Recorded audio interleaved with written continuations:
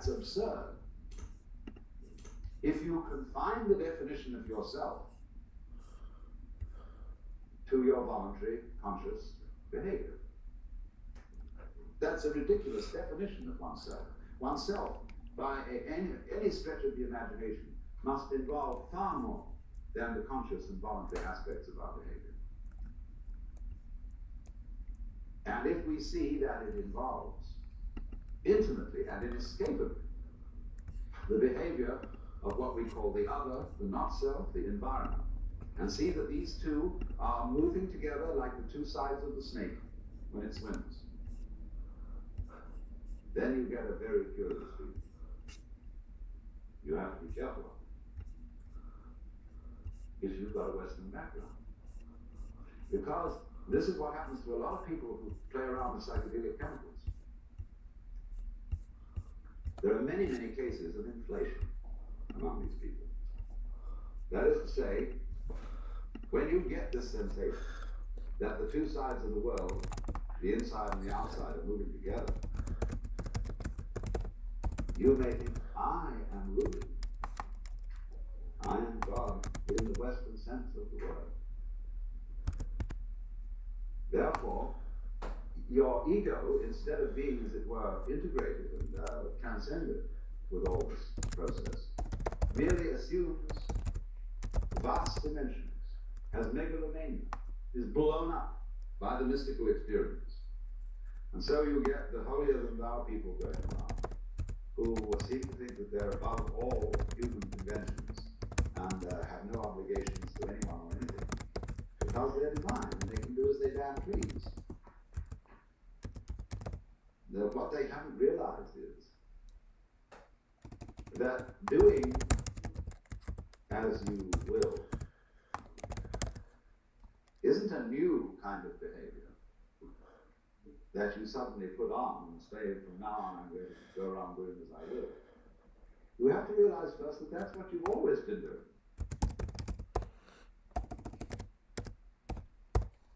And you can look at this from a very simple point of view. It's not a complete point of view.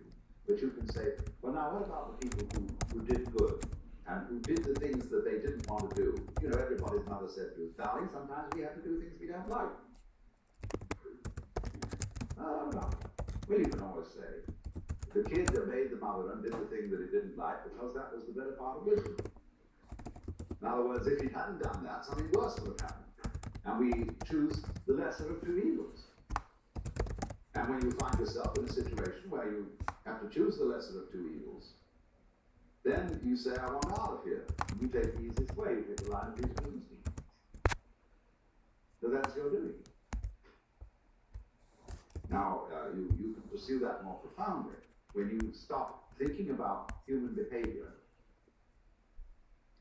as something that responds to the compulsion of an environment. And you can get out of that when you see the behavior of the environment as an essential aspect of you. So it isn't, as it were, the environment starting something, which you are therefore compelled to follow. It's the whole system moving together. So then, you get in the state of liberated or mystical consciousness, you very often feel that a hill is lifting you up as you walk up it. The ground seems to heave beneath your feet, and up you go. And you get this strange feeling of lightness, of effortlessness, walking on air, never a care, you know. This wonderful sense that there are no obstructions anywhere. There's nothing, as it were, banging you and making you do that. It all flows together. And that's a very common sense. You are actually, in that state of consciousness, you are perceiving the goings-on, the Tao, the course of nature, in the way it's happening. But in the ordinary way, you've been conditioned to resist it, to fight it, and to use those sensations of resistance to create a sensory basis for what you describe as the ego. The ego, in practice, is a sense of strain. When you are aware of I, you are aware of this basic discomfort, which is located basically between the eyes, somewhere in here. sort of tightness. Also, it's in other centers too, it's in the solar plexus. And there are various physical centers, in other words, where this constant tension of resistance against it is going on. And that's what you feel when you talk about I. When that tension ceases, you discover immediately that the separate ego has disappeared, and that what I refers to is simply the total panorama of experience, everything that's happening. That's I.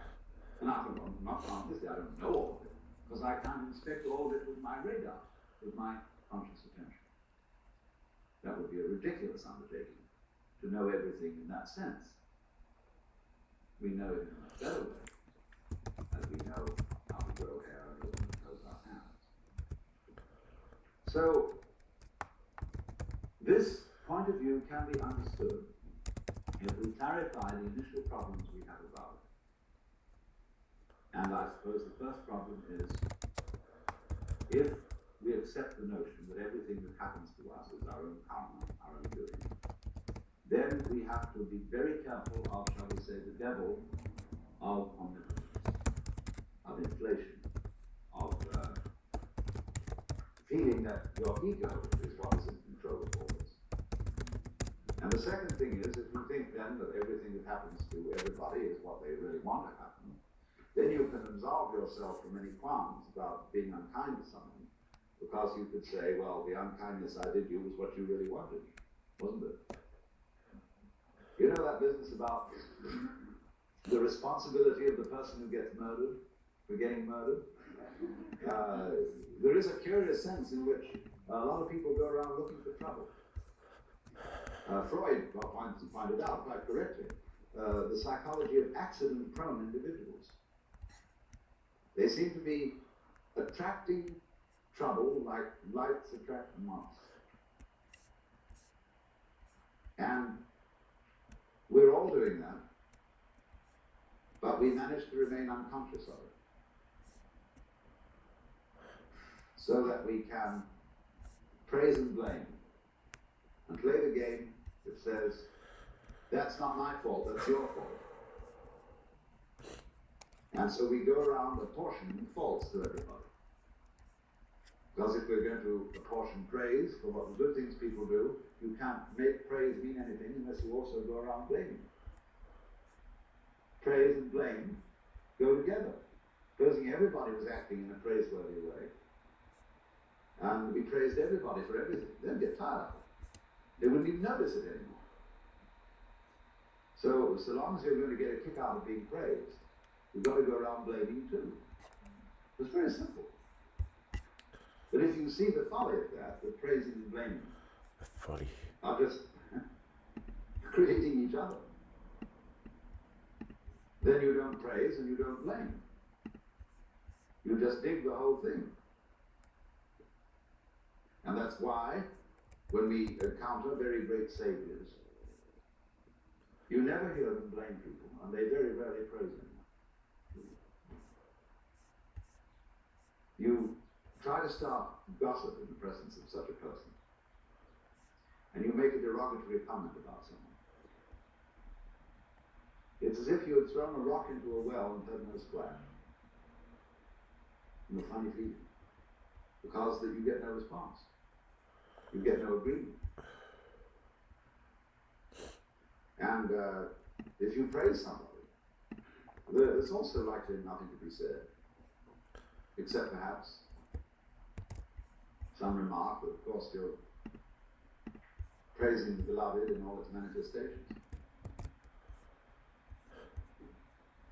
And this disconcerts some people terribly.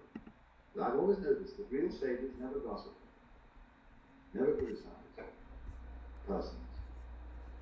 And because they understand so well. The French saying, tout comprendre, c'est tout pardonner, to understand all is to forgive all, is so true to your experience in just the ordinary way of dealing with human problems. You've been a counselor or a psychotherapist very soon get to realize Tout pardonner. people are. Tout comprendre, c'est tout pardonner. But do you want to forgive and forget everything? But that's the way it is. And you stop. Forgive, yes, because things can't go back to what they were, but you should not forget. Because forgetting is giving ground to abusers to keep doing what they're doing. And that's the delusion that we need to pop. Because if you keep on forgetting,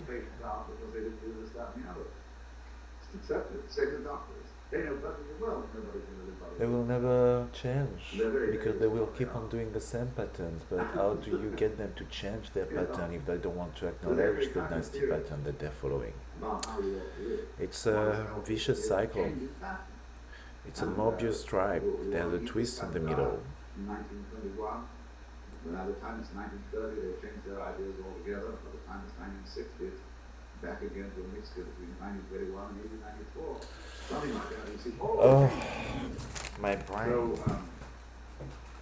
while the rules are not so, you see, if they were all absurd, it would be easy. But they're not all absurd. There's some truth in all of it. So nobody's ever quite sure. So the function of healers and doctors and so on is just to do what can be done to stop the mess getting too messy. And they must accept it as that. That's their job. If I were healthy, say to the doctor, I wouldn't need you. So you're business.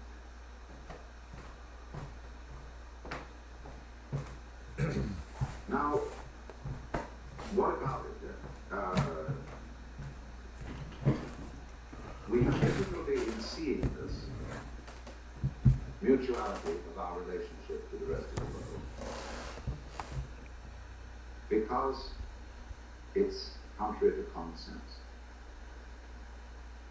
contrary to the way we've been brought up.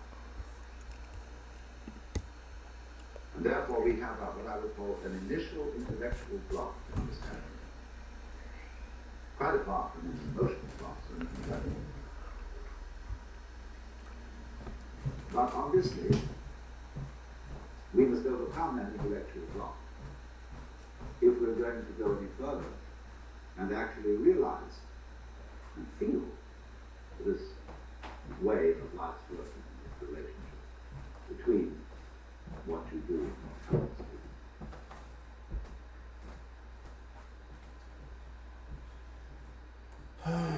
do. Then the question arises, then what do I do? Do I go around saying to myself, what do I do? All this that's happening to you is what I wanted. I am inside and outside. I am the subjective and I am the objective. And then you go around thinking thoughts about this. So as it were, talk yourself into this way of feeling. Well, that's very superficial. Because this new sense of relationship to nature is something much more than an idea. See, ecologists and physicists have the idea that this is so. But they mostly, in their private life and in their ordinary human behavior, are just like other people who don't feel it and who feel themselves in a Newtonian billiards game, even though they've gone on to quantum mechanics. So that there may be a transition from our ordinary way of feeling how things go on to the new way, we have to do something other than think. Because actually thinking is causing the trouble. It is by thinking that we divide the world into separate events and separate things. That is calculus. And Ananda Kumaraswamy once described the life of the liberated being as a perpetual, uncalculated life in the present. And you say, wow, I don't think I could do that. That saying of Jesus, in the Sermon on the Mount. But be not anxious for the morrow, the uncalculated life. If God so clothe the grass of the field, will he not much more clothe you, faithless ones? And I've never met a preacher yet who would really take that up. They all say, well, of course, that's too hard a saying for most of us. It's not practical. Everybody has to take thought for tomorrow and calculate. Well, at this point, people can go in two directions. There's one class of people who will say, all right, let's live the uncalculated life. Let's not make it that. And before you know where they are, they're living in a filthy pan and scrounging around and living on petty thievery and so on. This is the usual thing. This is got into it the wrong way. The first thing to do is just as I said.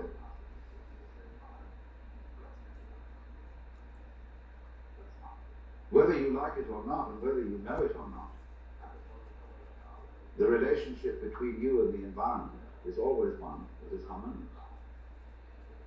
So in the same way, you are always living the uncalculated life. You have to find out, first of all, that you're always doing it.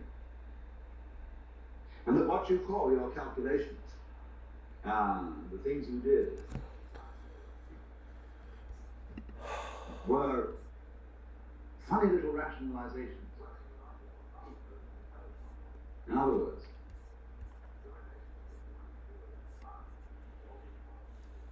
your ego has about as much control over what goes on as a child sitting next to its father in a car with a plastic steering wheel that is turning the car the way Daddy drives it. Because, as I pointed out, most of the functions, most of the goings on in you, around you, the circumstances of life, have nothing to do with your ego at all. And you don't even know why you make up your mind to do certain things. We know superficially, we have few ideas. It's like when you enter into a marriage, you have really no control over its outcome. Nope. In the ordinary sense of ego control. You've taken a colossal gamble in which you've involved enormous complexes of patterns. And maybe it'll come out all right if you don't interfere with it too much. You know, it's like Oppenheimer said, it's perfectly obvious that the whole world is going to hell. And the only possible way we might stop that happening is action beats not fear. try to prevent it. You know, all these wars are started out by people who think that they're helping someone. But it's going to make things better. Do the thing. So, when you begin from the basis, not of saying, I should now live the spontaneous and improvident and non-calculating style of life, but realize you've always done that. Only you rationalized that you didn't. No, you I always did did that. what you wanted to do. Yeah. Basically. Only you said sometimes it was my duty. Yeah. But you preferred I gave the benefit of the doubt. Someone who always does his duty. That flattered you. And so you were still following your own way. Now the first thing then is to see that. That's what's happening. So that you don't think, well now, there is some special thing I have to do to understand this harmonious relationship between the individual and the world. Because if you work on it that way, you will start from the presupposition that that relationship doesn't already exist and has to be brought into being. The thing is, it doesn't have to be brought into being. It's there. But now when you see that that's so, it obviously starts to make a difference. You do behave in a different way.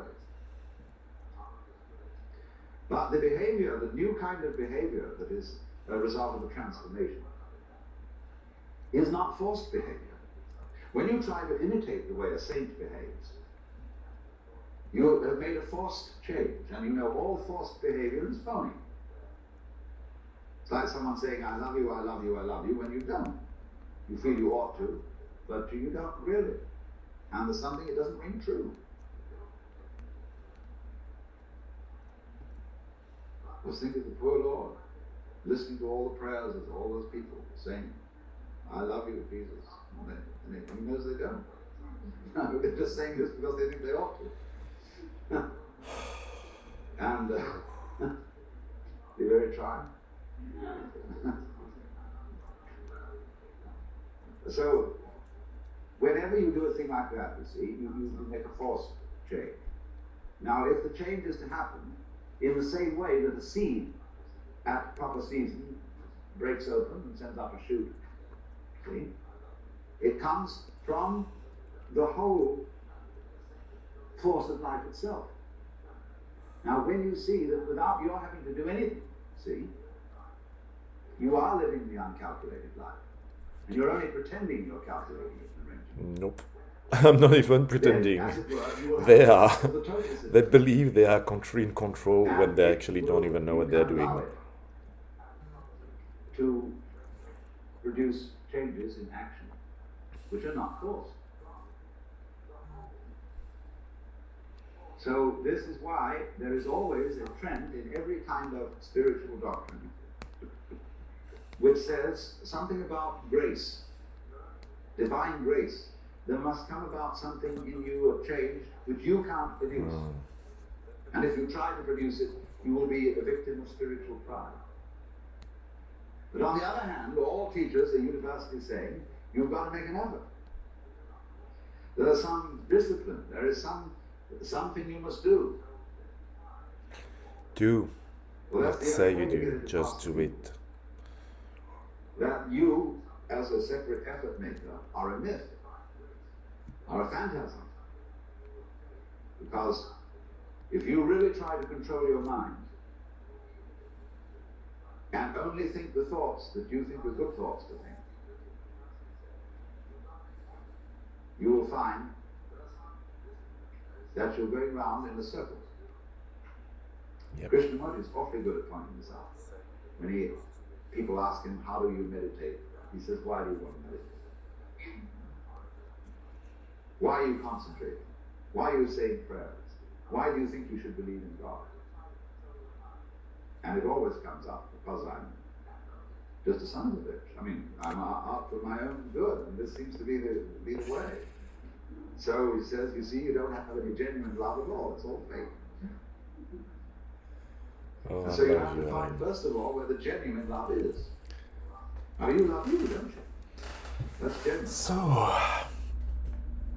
We won't argue about that. But then, when you start from this, I gave a talk some time ago to the camp, the lab where they make weapons, do all the research. And they got a bunch of us there who were ministers and philosophers. And they had the nerve to ask us, what was our basis for moral behavior, personal moral behavior? Well, I said, my basis for moral behavior is pure selfishness.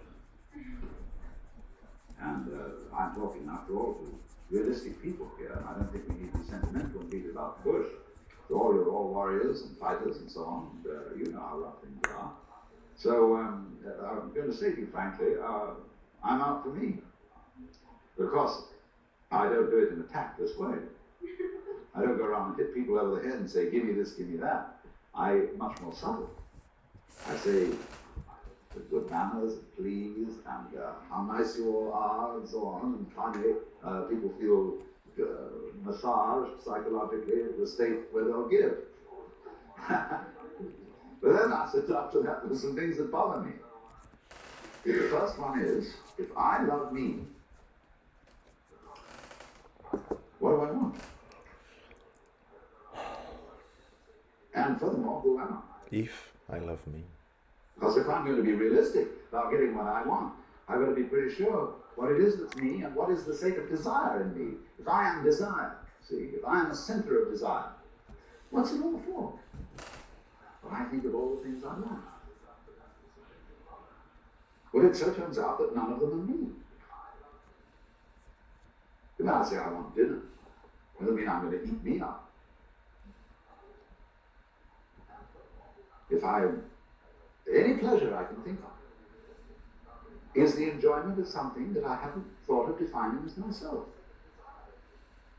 Because I like my sensations. I like what happens to my body when I take a fine wine and down it. But then what's the difference between my body and the wine? If I say I like the wine, I also mean I like me and the wine together, mixed it. Then I don't eat you or a friend or a lover in the same way as I drink wine. I live in association like this. But then I'm loving things that aren't formally supposed to be me. And as I go into it, in other words, as I investigate what I mean by me, I find that I can't put any limits on it. That I cannot experience me without you, or without the other. And they're inseparable. But you don't find this out until you investigate. Until you really go into the question, what do I want? And that's the most important investigation anyone can make, which I'm going to into in the next session. The question of power. And all these military men, they think they want power. And so I said to them some very subversive and undermining things, without anybody knowing it until long after I left.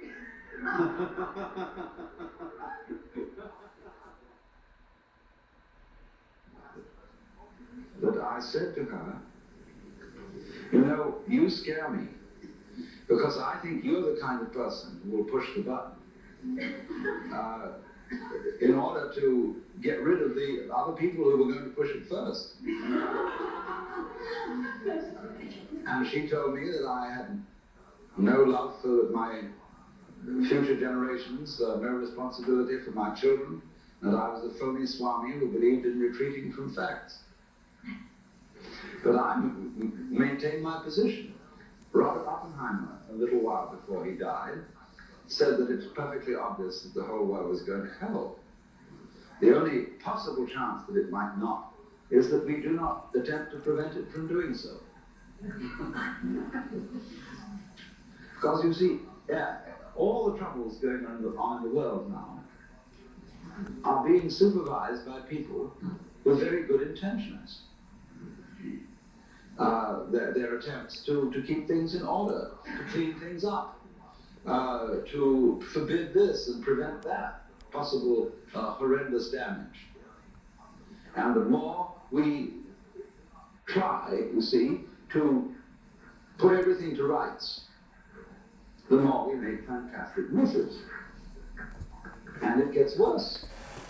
And maybe that's the way it's got to be. Maybe I shouldn't say anything at all about the folly of trying to put things to right, but simply on the principle of Blake, let the fool persist in his folly so that he will become wise. William Blake, was it? This is an argument against all kinds of do-gooding.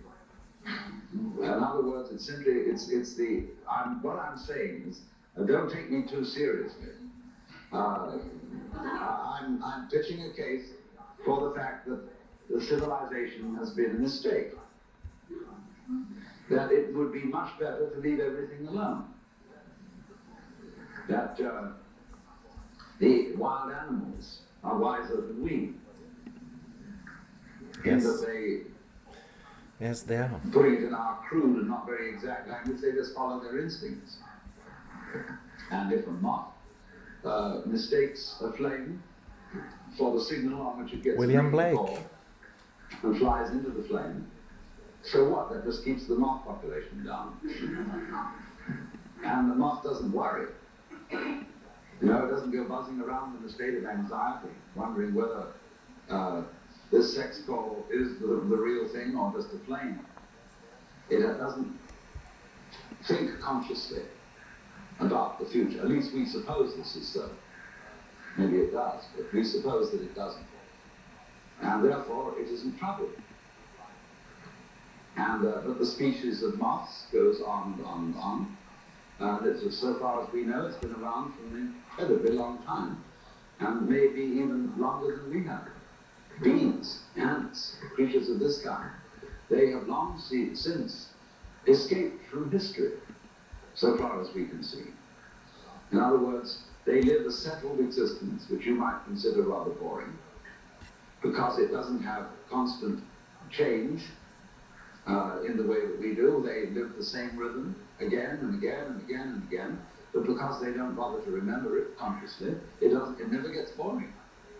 And because they don't bother to predict, they're never in a state of anxiety.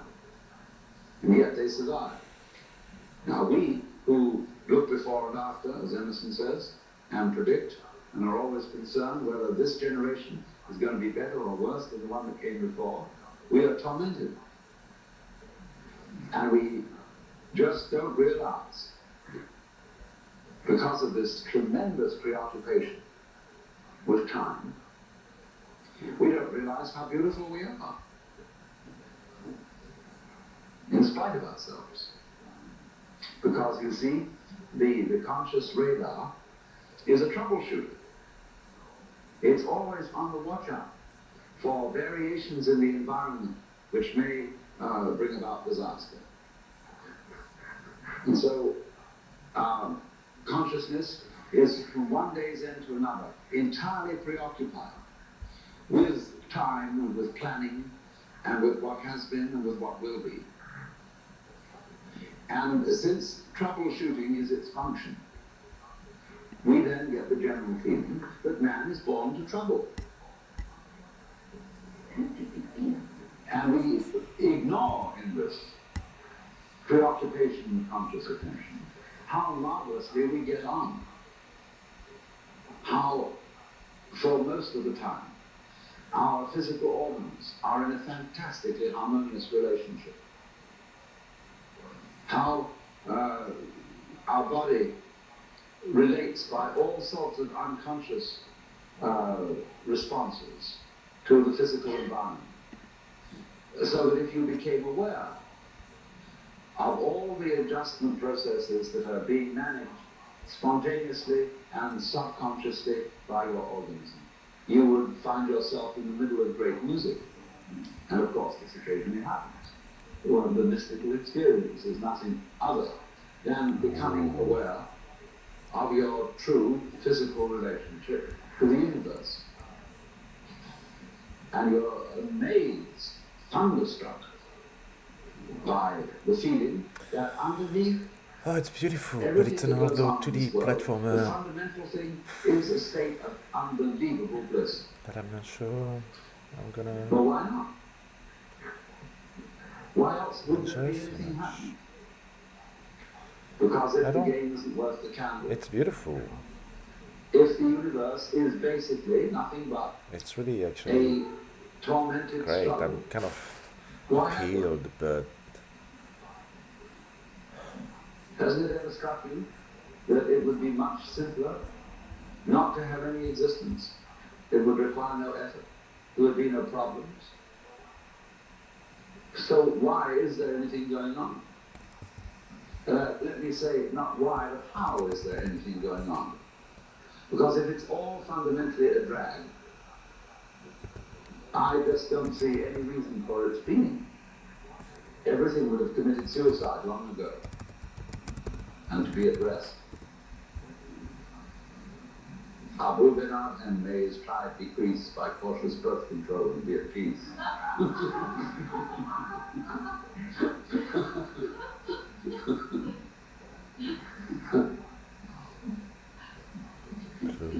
So, we might work on this possibility then. That civilization is a mistake, and that we've taken completely the wrong track. We should have left things to nature, as it were. And of course, this is the same problem that is brought up in the book of Genesis. Actually, the fall of man in Genesis is his venture into technology. Because in the Bible, the Hebrew words for the knowledge of good and evil are connected with techniques. What is technically expeditious and what is not. Words connected with actually metallurgy. And to be as God, you see, when you eat of the fruit of the tree of life, Wow, it has become evolved as so God, much. means you think you're going to control your own life. And God says, okay, baby, you wanted to be God, you try it. But the trouble You did with all you that is you don't Twitter want work to years ago, David. and therefore you can't be God. To be God, you have to have Cancelled. a infinitely many track mind, Fuck, David. which is, of course, what your brain has. You see, the brain is infinitely many track. Right. Consciousness is not; it's one track. As we say, you can only think of one thing at a time. And you cannot take charge of the universe with that kind of a consciousness, because there's too much of it. As I explained before, too many variables. And our science can take care of a few variables, or an enormous number of variables, as in quantum mechanics, by statistical methods. As we can use statistical methods to predict that most people will live to be 65 years old, at least. But we cannot say of any given individual whether he will live to 65 or not. That's what we wanted to know. But the problem is that the variables on each individual are too complicated. Oh, was it And we have not lean? yet, you see, developed a science which can deal with, say, Oh no. 50, 100, or 500 Lean or variables. Lina? No, Lean. And the It's spirit too of Lina. complicated to think about. The computers are going to help us. But as yet, we're either on the low number or the extremely high number. And these are outside the range. T'as quand même réussi à raiser 50 000 piastres, Chris. That's why, for example, a lot of people have taken to using the I Ching, the Book of Changes. Because if you're tossing a coin, you make your decisions. And everybody does fundamentally make their decision by tossing coins. It's better to have a 64-sided coin than a 2-sided coin. The I Ching gives you 64 possibilities of to any given decision instead of just 2. Yes or no. It's based on yes or no. Wow, il y a quand même 17 personnes qui t'ont donné 200 piastres, quoi. C'est incroyable. In the same way that computers, digital computers, use a number system which consists only of the figures 0 and 1, out of which you can construct any number. And this was invented by Leibniz, who got it from the Book of Changes. David, it's amazing how this faut qu'on book jase. is somehow always with us. How cool is that? But this then My is gosh, a way quand of, je regardais, quand tu m'as envoyé des... arriving of helping your own Wow. multivariable brain arrive at decisions. David, this is so cool. Cooperating with your own mind. Because then again, after you've tossed your 64-sided coin, the oracle that you read that explains each particular hexagram in the Book of Changes is a sort of Rorschach block. It is a very laconic remarks into which everybody reads just exactly what they want to read. But that helps you make a decision by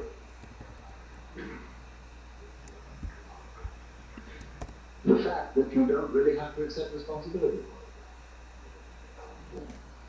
See, then you can say, it told me. I consulted the oracle. Same way when you go to a guru. You say, well, our guru is very wise, and he's instructed me to do this, that, and the other. But it was you who decided on this guru. How did you know he was a good one? You see, you gave him his authority because you picked him out. It always comes back to you. But we like to pretend it doesn't. But the thing is that oneself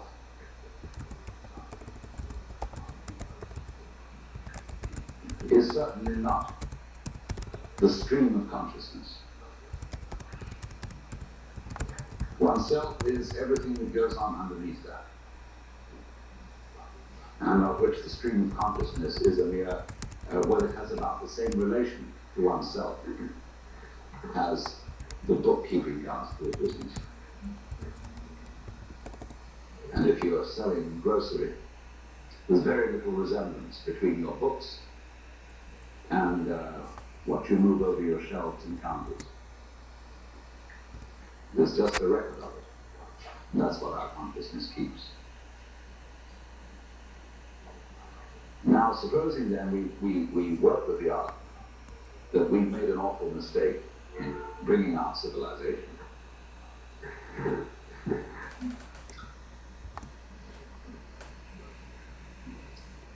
And we're not going to survive. Now, there are various things that can be said about this. Just as I made the joke that all stars used to be planets. One could say, well, is it such a good thing to survive? You know, T.S. Eliot's Wasteland, where it says, this is the way the world ends, not with a bang but a whimper. But some people would rather end with a bang. Some people are stingy, and they like to burn up their fire very gradually, conserving the fuel, and just keep enough heat going so that they get a long time. Other people prefer a kind of a potlatch situation, where they have a huge whiz-bang fire that goes out in a hurry. Now, who is right? Do you want to be a tortoise? You know, a tortoise that lives for hundreds of years, but drags itself around all the time, very slow sawing. Or would you rather be some little hummingbird? Yeah, hummingbird, that's the thing. See, that dances and lives at a terrific pace. See? Well, you can't say that one is right and the other is wrong.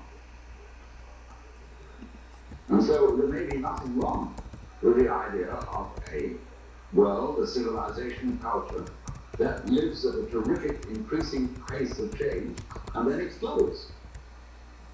That may be perfectly okay. My point is that if we could reconcile ourselves to the notion that that is perfectly okay, then we would be less inclined to push that button. It's the anxiety. If you cannot stand anxiety, and if you cannot simply be content for issues to be undecided, you are liable to push the button because you say, let's get it over with.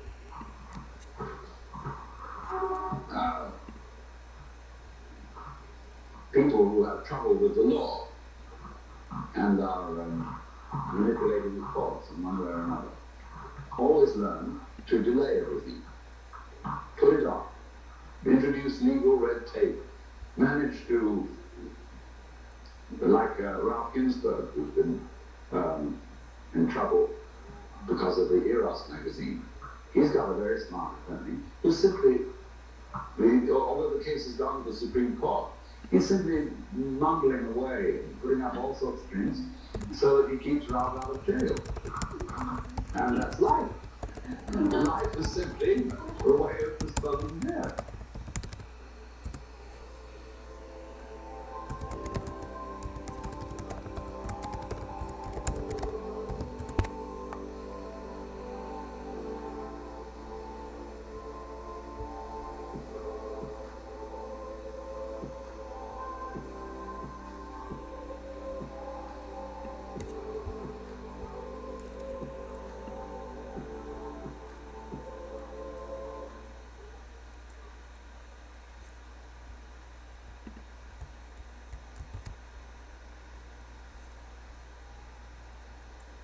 So long as you are trying to make progress, you will go up. But up always implies down. So while you are trying to get better and better and better, that means that when you get to the best, you can only go on to the worst. And so you go round and round and round, ever chasing the illusion that there is something outside yourself, outside your here and now, to be attained that will make things better. And the thing is to recover from that illusion. So a Buddha means somebody who has woken up and discovered that running around this thing may be fun, and it may be good to run around, but if you think you're going to get something out of it, you're under illusion. Because you're forever the donkey with a carrot suspended in his own halter. Now then, it goes on to say that there's only one place, one point in this wheel, from which you can become a Buddha, and that's here. The devas are too happy to become Buddhas, or to worry about becoming a Buddha. The Narakas are too miserable, the Asuras are too angry, the animals are too dumb, and the pretas too frustrated. Only in the middle position, the position of man, which is, you could say, the equal position, the position of sufficient equanimity to begin to think about getting off this rat race. Only from there, you see, can you become a Buddha. So the position of a Buddha may be represented either as not on the wheel at all, or as right in the middle of it. It makes no difference. And so he is just as in a way the axle point, the still point of the turning world, as to use T.S. Eliot's phrase, is the unmoved center, the unmoved mover, the primum mobile, the axle tree of the world. Also the navel, that's why yogis are said to contemplate their navel. The navel isn't on their tongue, it's this place, the navel of the world. So that's the scheme of cosmology, of ancient Indian cosmology in which Buddhism arises. So you see, therefore, a Buddha is one who awakens from the illusion of samsara. That is, from the thought that there is something to get out of life, that tomorrow will bring it to you, that in the course of time it will be all right. And therefore one is set pursuing time, as if you were trying to quench your thirst by drinking salt water. Now, I can exemplify this a little more strongly by relating Buddhism to the social system in which it arose. A Buddhist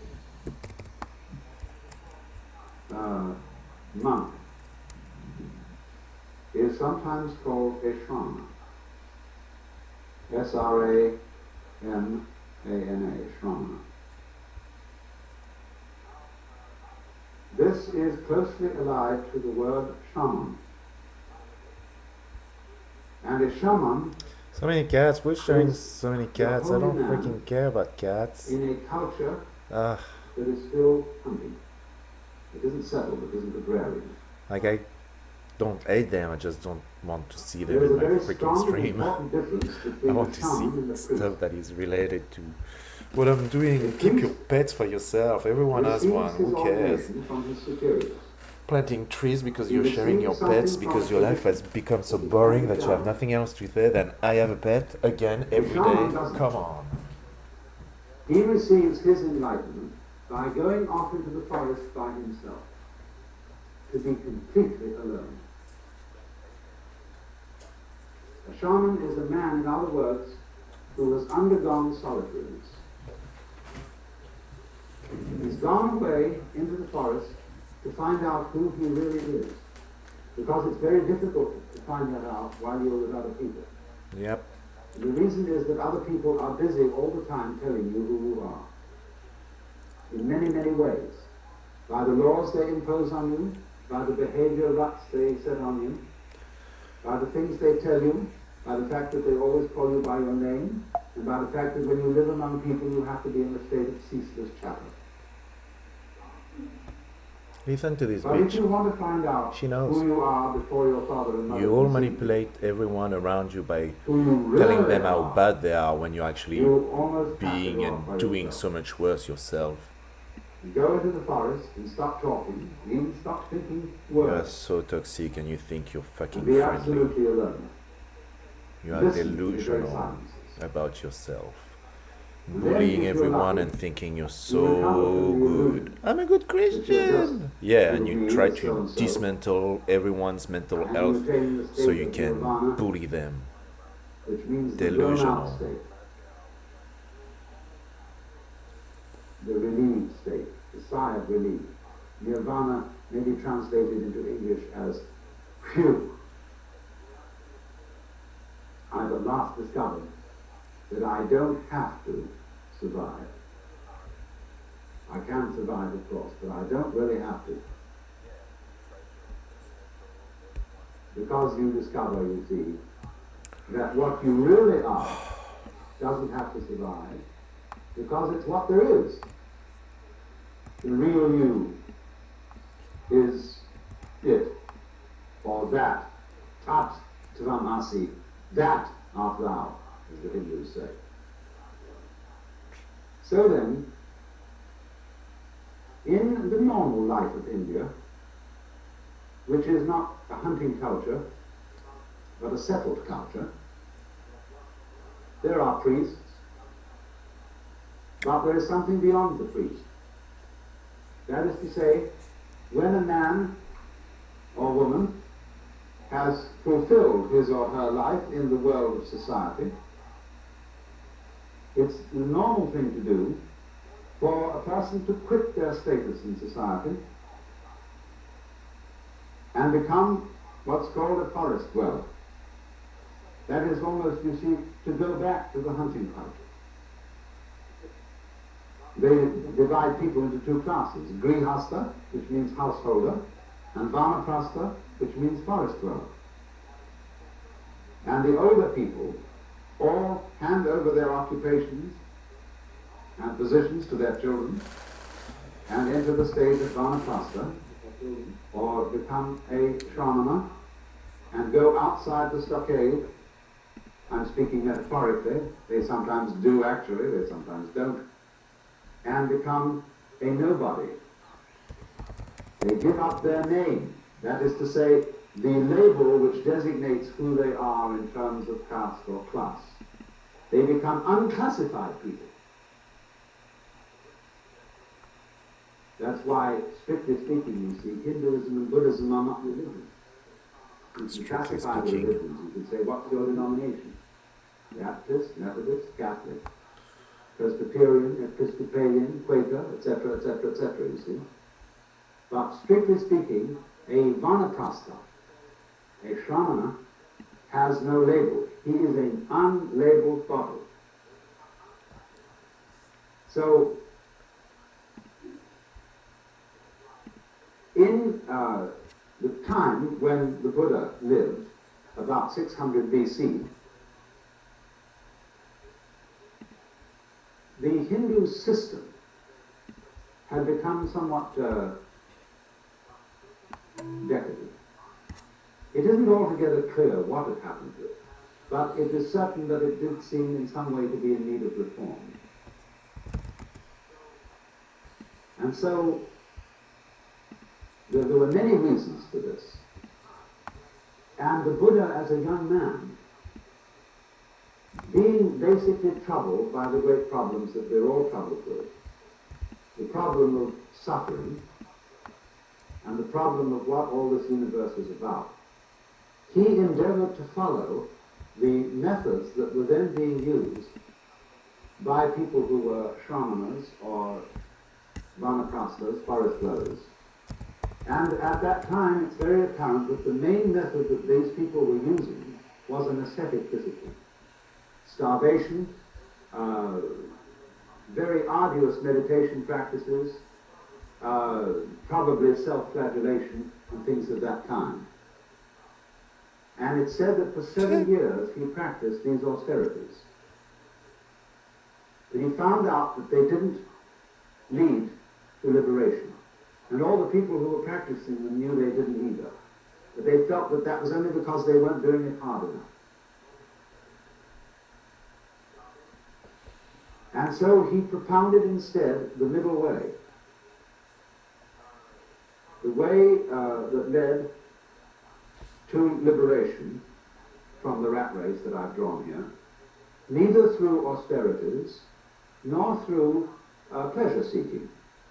See, these are the two ways, the two paths. The people who say, the whole point of life is to enjoy it, to get the most out of it, you see. And the other people who tried that, and then they found it was sour grapes or something, you know, or they burned their fingers in the pursuit of pleasure. The girl that was so beautiful eventually fell apart, or was turned into a shrew, and whatever it was.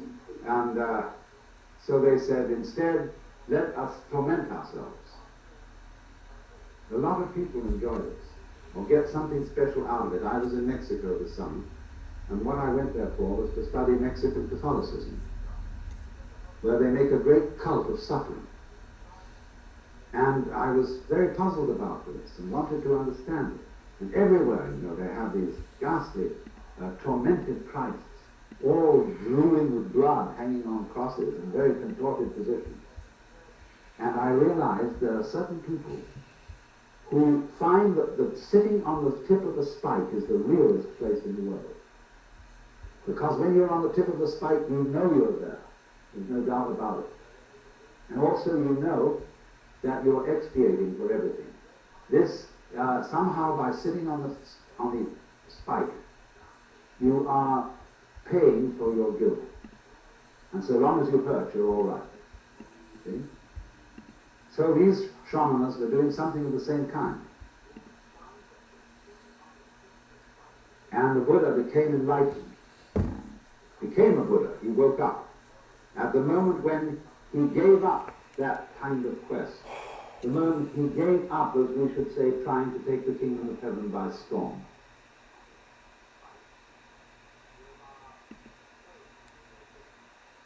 Now, what does this mean?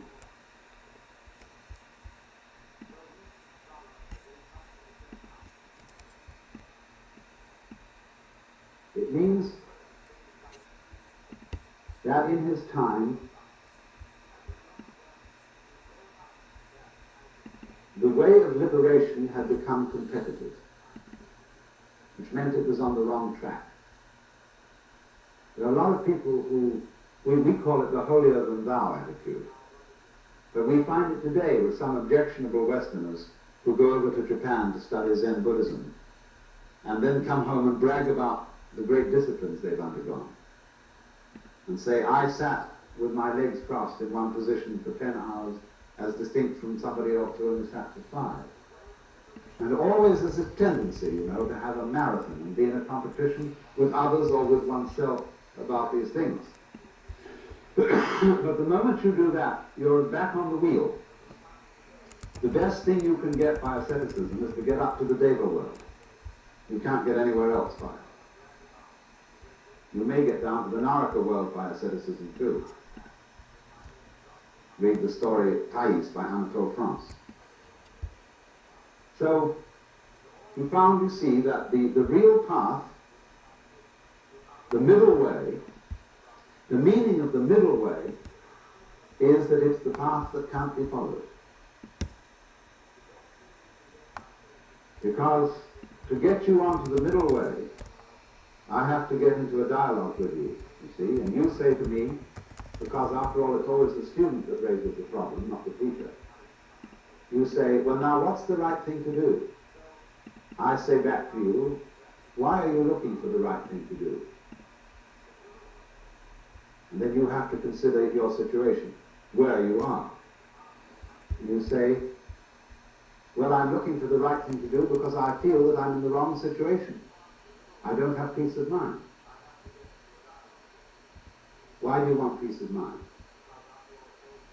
Because my mind is disturbed. In other words, you as a disturbed mind are trying to find peace of mind. Your quest for peace of mind is the same thing as having a disturbed mind. Now, if you don't have a disturbed mind, you won't ask for peace of mind. Well, how can I quiet my mind? Why are you asking to quiet your mind? because it's disturbed. You see where you are? So in this way, by this dialogue, the guru, the teacher, brings the person back to center.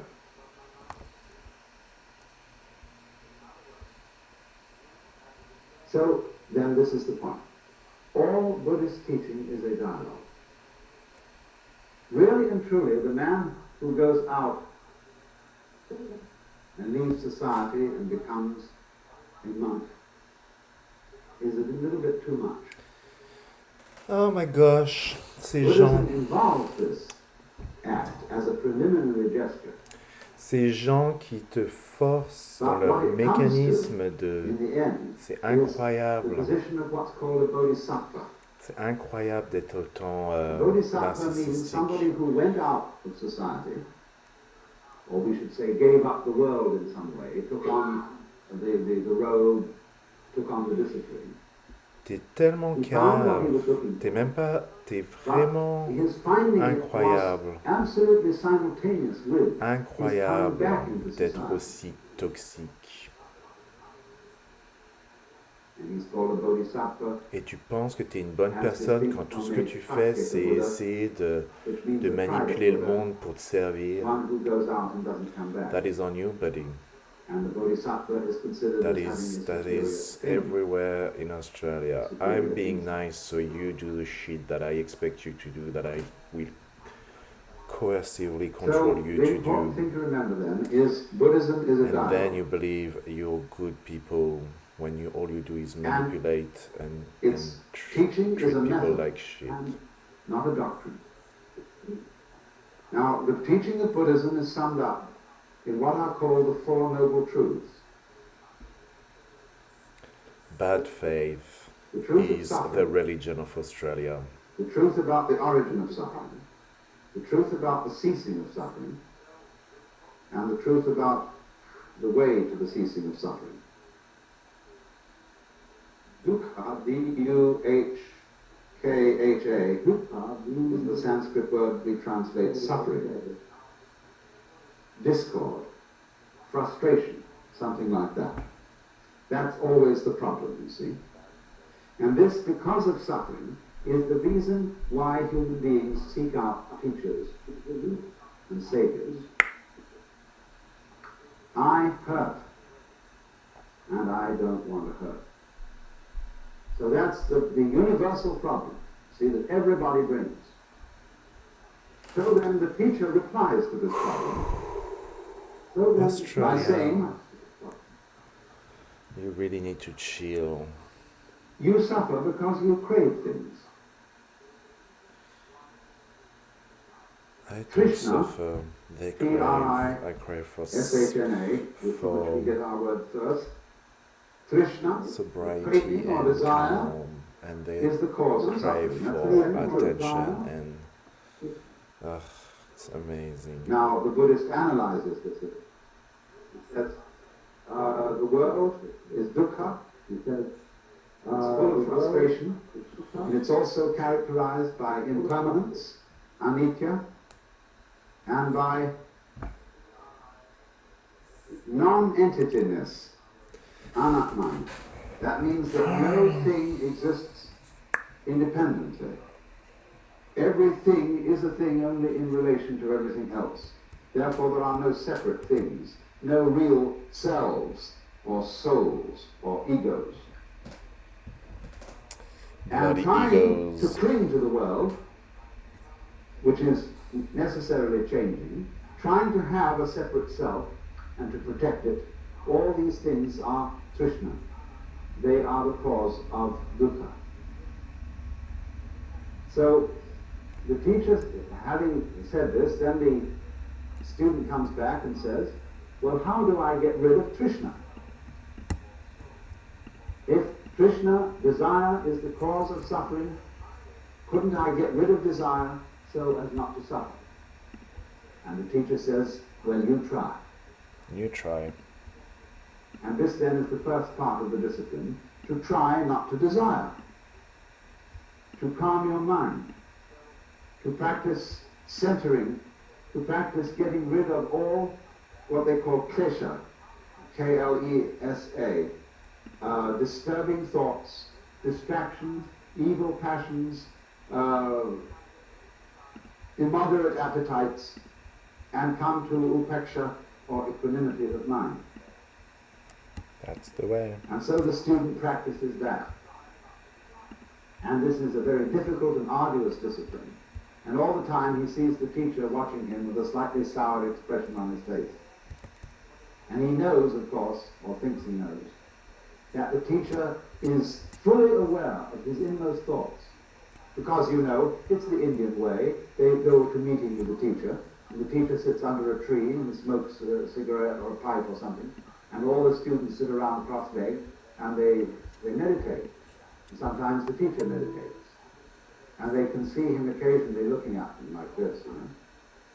And they think, uh-oh, the teacher knows what I'm thinking, because he has the power of infinite vision, you see, and all seeingness. And this bugs them completely.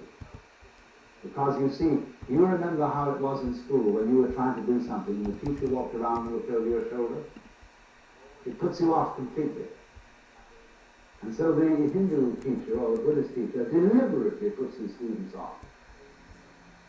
And finally he raises in their minds an insoluble problem. That if you are trying to stop desire so that you will not suffer, aren't you still desiring to stop desire? Or the students may very well find that out for themselves.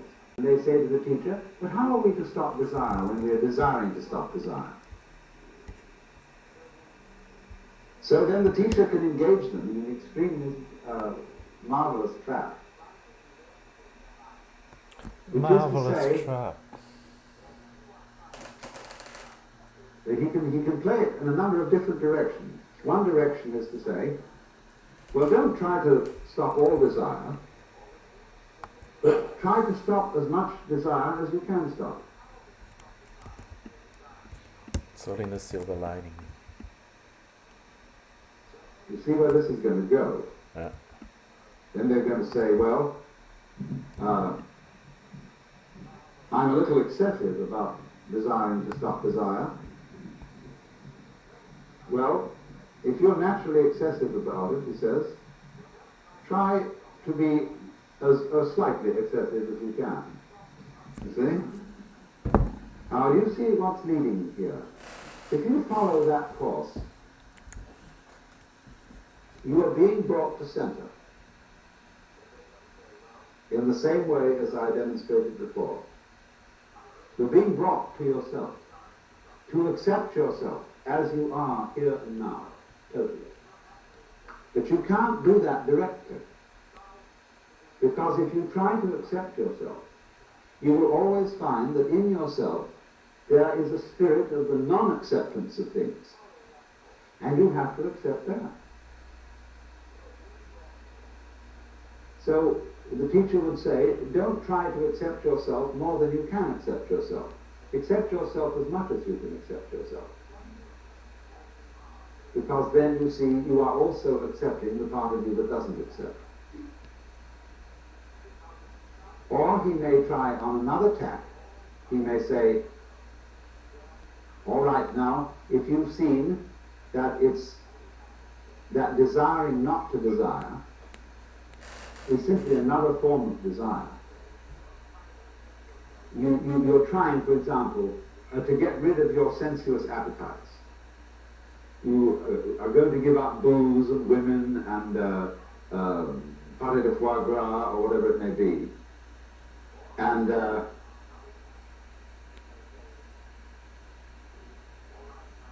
you then think, well now, yes, this I must do. And eventually you find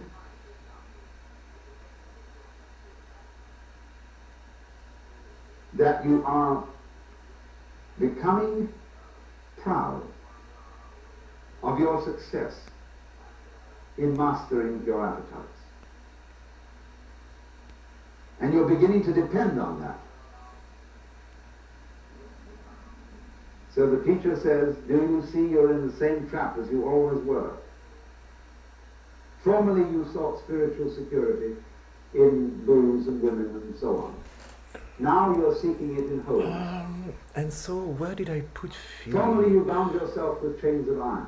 Now you're bound with chains I of can't gold. remember where I've put Formerly feelings. you boasted to all the boys how many sins you transit. committed. Now you're boasting before the Lord of how many virtues you have. Same trap. Same trap. Why And do you it's do it? something that I don't like. So the It's student eventually finds there is no way at all to not desire. Even desiring not to desire is desiring.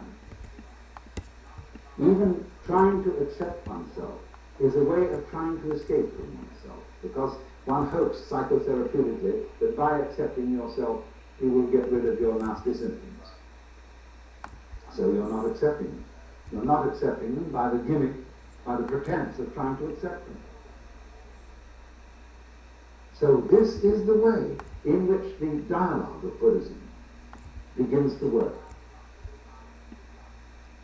And as it progresses step by step, let me try and show you a little bit more how it works, because I'm shortening it enormously in order to give you an outline of the whole thing.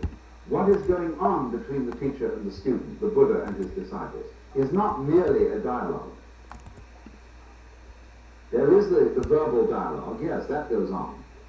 But there also, it's spread over a long period of time.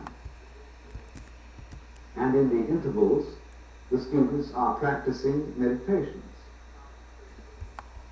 They are making efforts to control their minds and emotions, and practicing those things which are the Buddhist equivalents of yoga. So that in parallel to the intellectual discussion, there is going on a total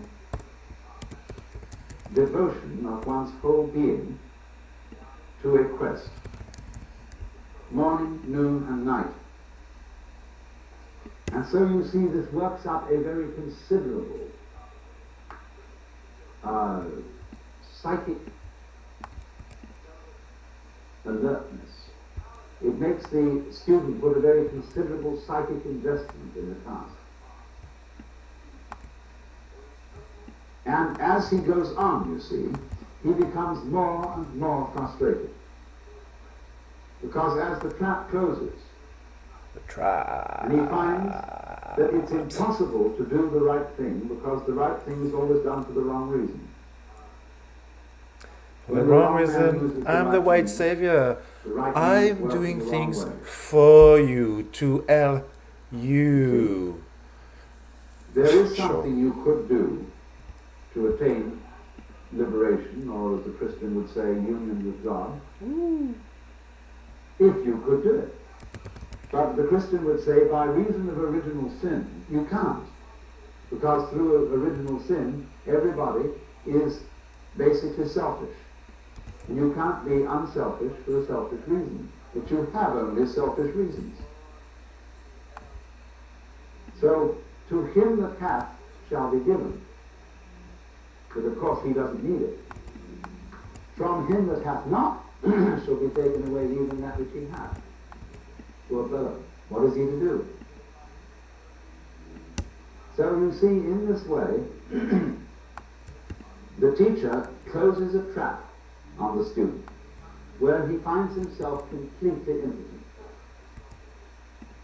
Not only can he not do anything that will bring about his salvation, he is also unable not to do anything. Double binding. One might say, you must do Damned nothing. if you do, damned if you don't. You must be completely passive. It's the But way you of can't do control. that. Because the moment you try to be passive, you're doing something. So you get into the state which they call in Zen Buddhism a mosquito biting an iron bull. Or as we would say in our Western idiom, the state when the irresistible force meets the immovable object. Where something must be done, but simply cannot be done. And that's why we always go. And in this state of maximum prostration, there is an opportunity to understand the situation. Come to on. understand that the meaning of the state, I cannot do, I cannot not do. The meaning of the state is that the separate I which you thought yourself to be is an illusion. That's why it cannot do and why it cannot not do. You see, what is our I, our ego? Sometime in the development of man, maybe 3,000, 4,000, 5,000 years ago, we developed self-consciousness in a peculiar way. We began to realize that by directed thought, we could control our environment. And then it was, you see, that we had a sense of responsibility. Let's just assume, for the sake of argument, that there was a time when nobody deliberated. They did exactly what they felt like. When you were hungry, you ate. When you were thirsty, you drank. When you were angry, you did something. Transit. When you were happy, you danced. Non, c'est pas ce But you transit-là never que je stopped to veux. think what was the right thing to do.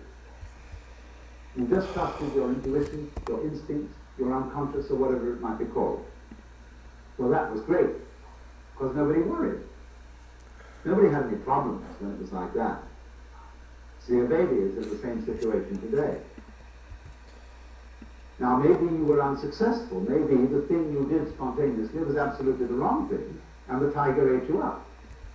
Well, that was all right. Sure did. Because it really doesn't matter if the tiger eats you up, so long as you weren't spending your previous time worrying about it. See, everybody dies. And if you die clumped like that, that's that. You don't spend all your life before you die worrying about death.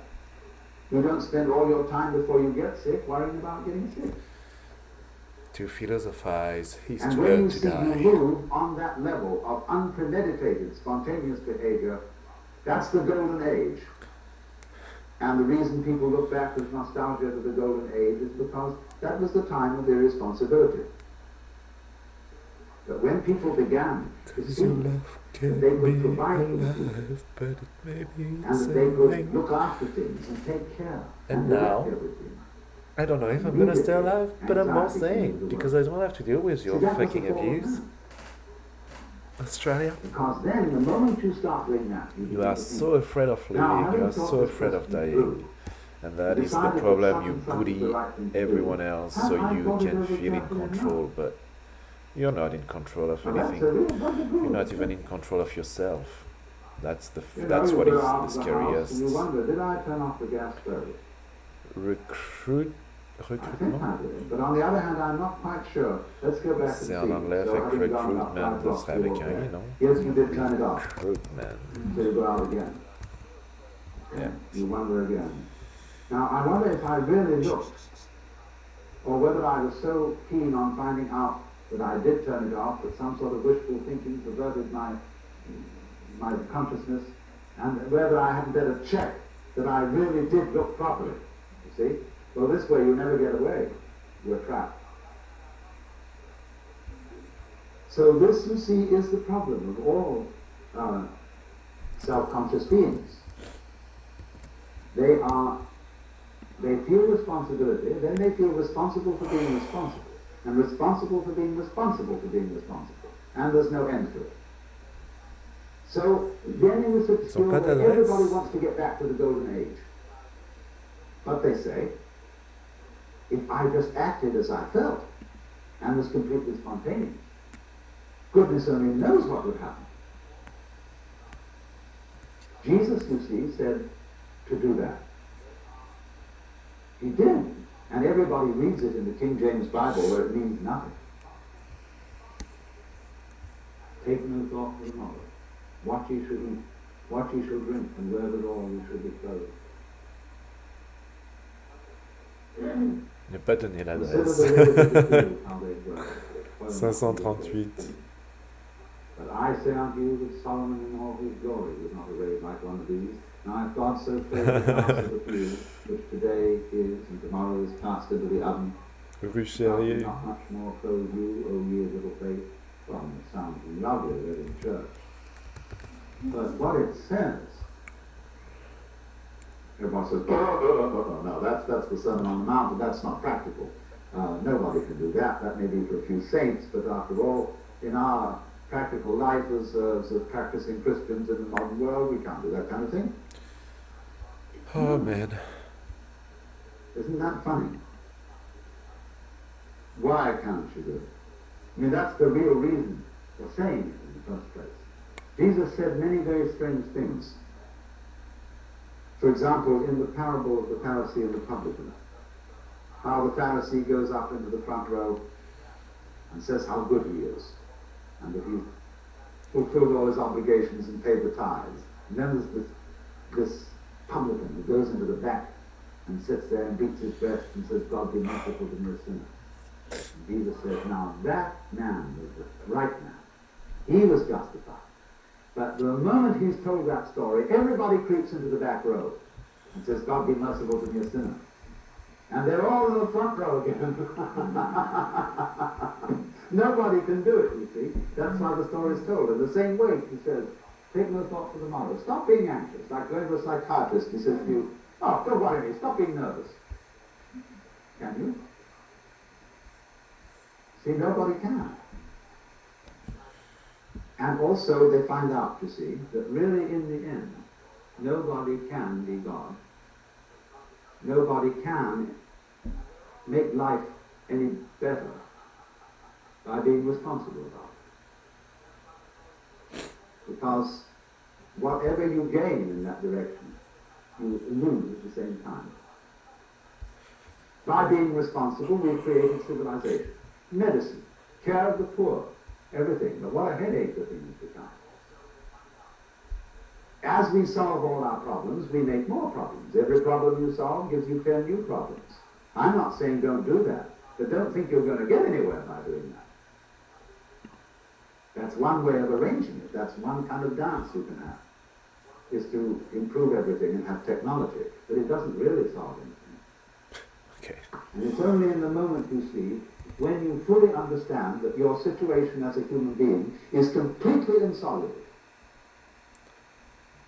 that there is no answer, and that you give up looking for the answer, that's nirvana. And that's how Buddhism works. Existence already includes non-existence. You could say being and non-being constitute existence. Just as we know physically, sound is constituted by sound silence in very rapid alternation of reason and passion. And if human beings didn't have those two sides, they would be less than human. Man is in a certain sense redeemed by his passions, redeemed by being something of a rascal. Because if he weren't, he would be like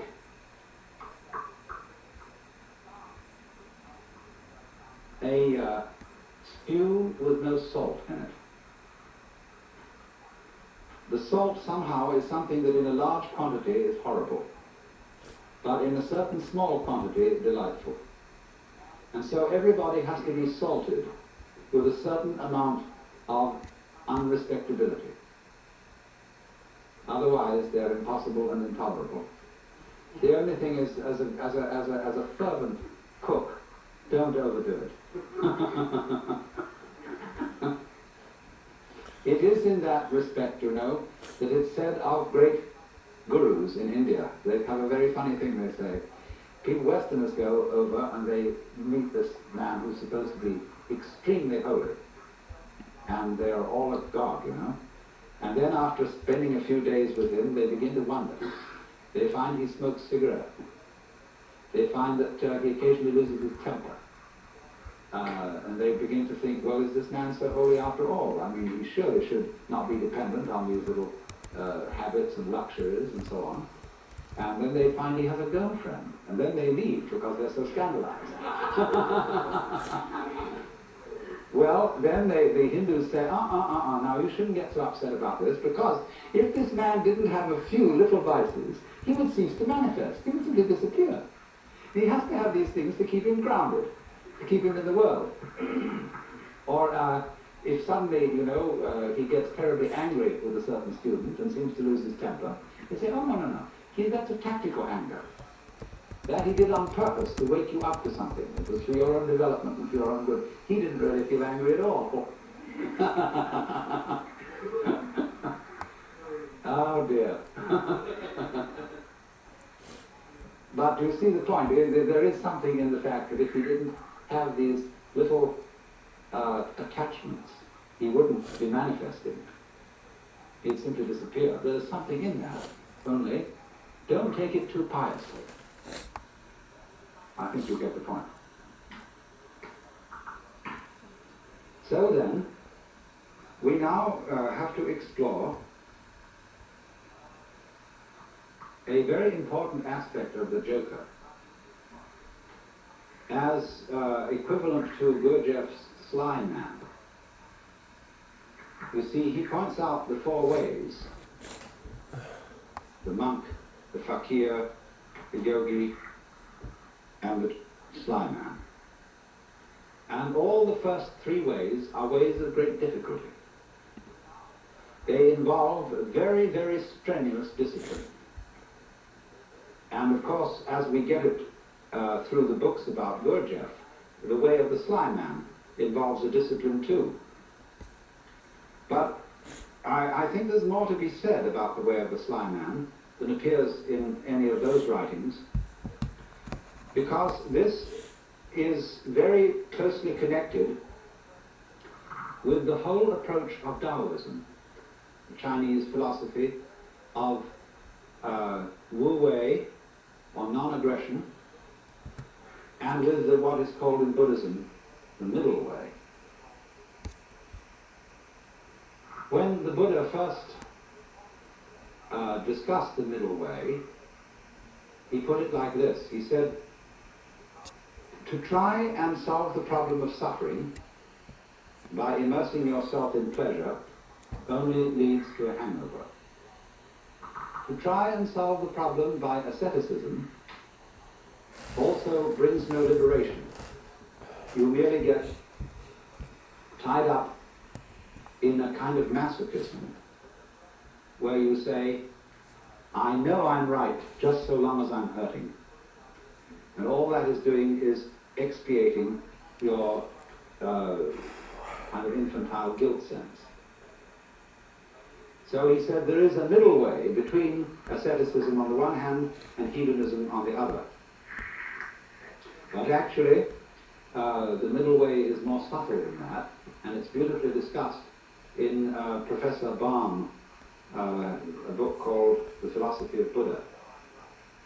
That's B-A-H-M, Professor of Philosophy at the University of New Mexico. And he gives a very, very fascinating analysis of the middle way in the form of a dialogue, whereby it works simply like this. The student brings a problem to the teacher, and he says, I suffer, and it's a problem to me. And the teacher says, you suffer because you desire. If you didn't desire, you wouldn't suffer. So try not to desire. And the student goes away and says, I'm not very successful in this. I can't stop desiring. It's terribly difficult. And furthermore, I find that in trying to stop desiring, I'm desiring to stop desiring. Now what am I to do about that? And the teacher replies, do not desire to stop desiring any more than you can.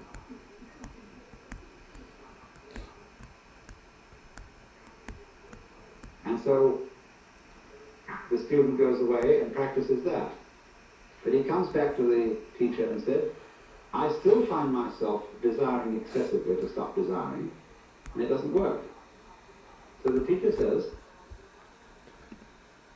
do not desire too much. To stop desiring. Not to desire. To stop desiring. Now, do you see what's happening? Step by step, almost like Achilles approaching the tortoise, the student is being brought together with himself to the point where he catches up with his own inner being and can accept it completely. And that is, you see, the most difficult thing to do, to accept oneself completely. Because the moment you can do that, you have in effect done psychologically what is the equivalent of saying in philosophical or theological terms, you as you are now are the Buddha, just as I was explaining a few minutes ago. That's unbelievable, because we are always trying to get away from ourselves as we are now in one fashion or another. And it's only we will only stop doing that through a series of experiments in which we try resolutely to get away from ourselves as we are. So that is the middle way. But ordinarily, in these other ways, the way of the yogi, the fakir, and the monk, the individual makes a big thing out of the work of liberation,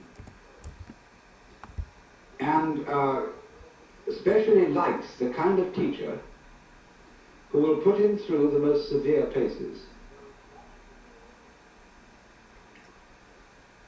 It's interesting how there arise from time to time schools in the West where someone comes along offering, people say, look, it's all very well to go to discussion groups and talk about these things, but that's not the real thing. What you need is really to get down and do some work. And often these teachers are very rude and very stern, but people love it. And such a person will always attract a great following. Because people get the feeling, now we're at serious business here. This is really something, you see. And this, you see, though, can be an awful problem. Let's suppose that you have some difficult and distressing habit, like drinking too much. And you're assured that once you've become the victim of this habit, it's an extraordinarily difficult thing to get rid of it, and it requires intense willpower. And so that kills you right off. You're a dead duck from then on. It's as if, you see, you had said to the devil one morning, look, I'm going to get rid of you. I'm not going to have anything to do with you anymore. So the devil, who is an archangel and is terribly clever, is all set for you. And because he knows that you are getting out of his way, he surrounds you with greater temptations than you ever imagined. If you are going to outwit the devil, it's terribly important that you don't give him any advance notice.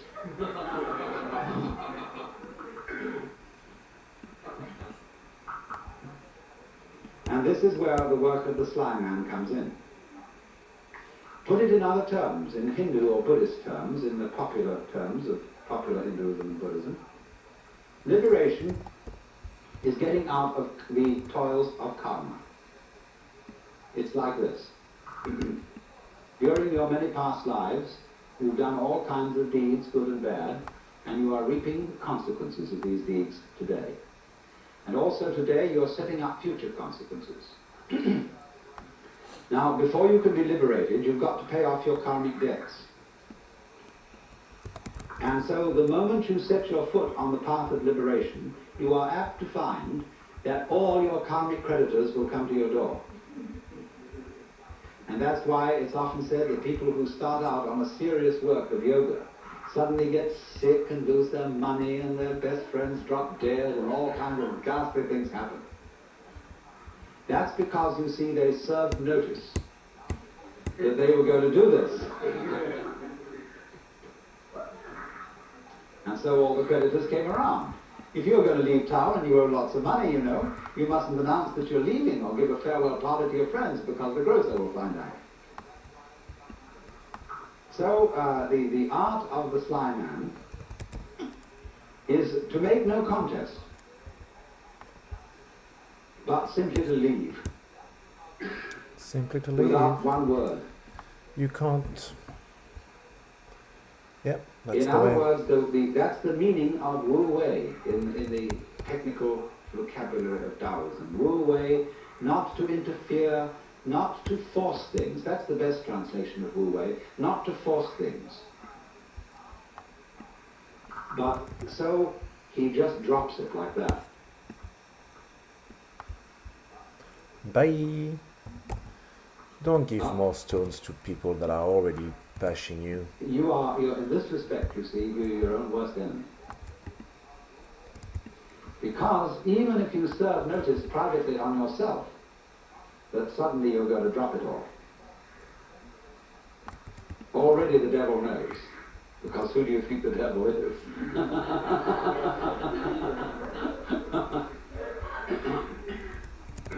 Now this lies behind the whole problem Who that do you is think discussed in the book Zen the and the Art of devil Archery. is? The necessity of letting go of the That's the bowstring one. without first deciding to do so. Another way of putting it is that the decision to release the bowstring and the action of doing so must be simultaneous. Not to decide and then act, but to act, decide all at once. Now why is this? If you are going to be an expert archer, you must shoot before you think, otherwise it'll be too late. You don't aim and then shoot. It's all one action. And this is true likewise of any sort of shooting. And you're not pistol happy shooting as when well. we do it because That, you feel cheated on, but if you're the you one aim, if you, coercing people in if doing you shit that decide you and want them then to do. fire, you're apt to And when do they things actually like don't pulling play the game trigger anymore, instead of squeezing. you're upset. All kinds of wrong things. You're are done. upset that And they you're always don't a let moment too late. themselves be played If anymore. you decide, You're not harder you to have to love, act you're just harder and to decide control, simultaneously. and that's what they don't like. So what does that do? You see, that puts up a very curious problem, which in its own turn becomes a bind.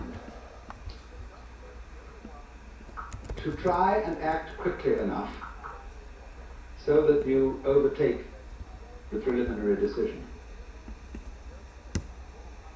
To try not to decide first.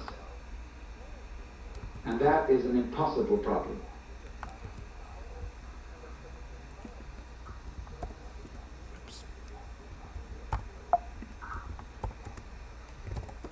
I wonder if you ever read von Kleist's story about the fighting bear.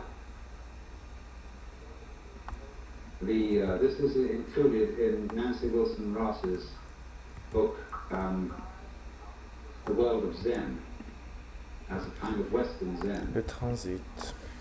It's a story about a man who has a fight with a Who circus is bear. related to the transit? And the bear reads his mind and always forestalls any attack that he makes on it. There's absolutely nothing he can do to get past the bear. And so in the same way, you might imagine a guru who is a mind reader, and he always knows if you decide before you act, and if you do, you see, the devil will catch you.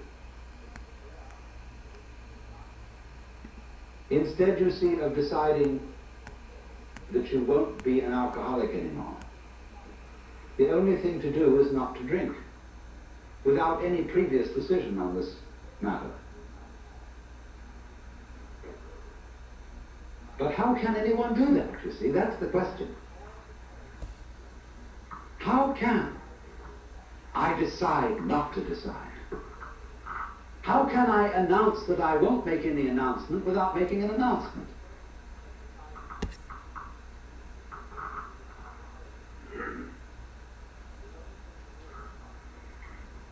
You see, there is no way out of that bind. Try as you may. You go on and on and on, trying, as Herrigal did, to release the bowstring without thinking first to release it. But then, strangely enough, one day the thing happened. He did it. And this is involved in our learning of almost all techniques. That we work and work to achieve that final point of perfection. And it doesn't come, and then one day it happens. And what is the reason for that? Is it simply, and this is really, you know, the way it's usually explained, but this is an oversimplification. It is not that we have practiced it so often that it suddenly becomes perfect. It is much more subtle than that. What happens is that we practice so often that we find out we can't do it. And it happens at the moment you know you can't do it. When you reach a certain point of despair, when you know that you are the one weird child who will never be able to swim, at that moment you're swimming. Because the desperation and the total inability to do it at all has brought you to a point which we might call don't care. You stop trying, you stop not trying to get it that way.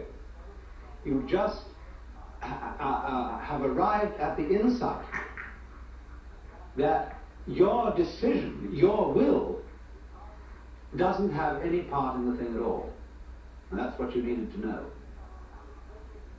You've overcome, you see, the illusion of having a separate ego. There is no way of telling anyone that that's an illusion and getting appropriate action, because we are thoroughly indoctrinated with the idea that it's real. And if I say, well, I'm going to get rid of my ego, that's what the Taoists call beating a drum in search of a fugitive. He hears you coming.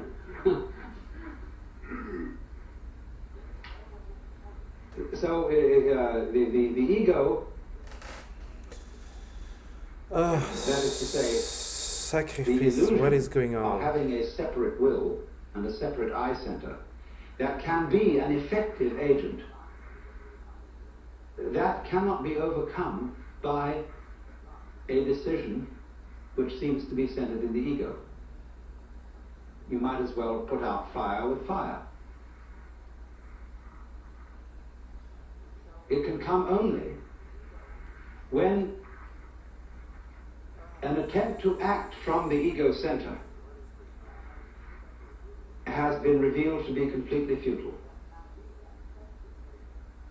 Then the thing happens, because you've really discovered that it was, after all, an illusion.